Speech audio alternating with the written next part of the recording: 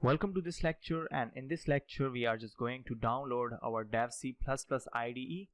For downloading the dev C++, I just simply search dev C++ in Google.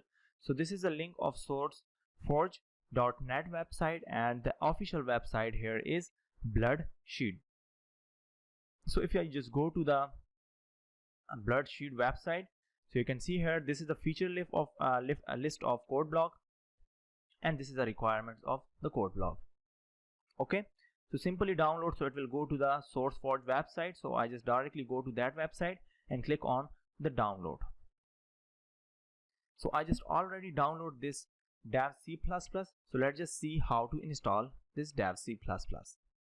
So you can see here when I just click on that and open that program, so it is loading the packet data. So this is 48 MB software. So for installing that, simply go to the OK and I agree, next, and you just simply click on install and then finish. It's required 346.8 MB space. Okay, so I just already installed that. So I just simply go to the dev C++ and open the dev C++. So you can see here it's opening. Okay, so I just click on new and the source file. So you can see here a source file is created here.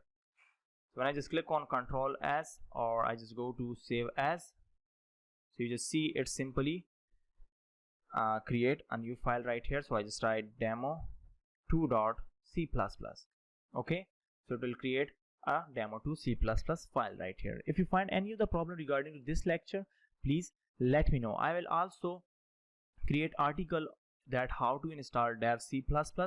that will best option for you if you not understand that lecture. So if you not understand, please let me know, and thanks for watching this lecture.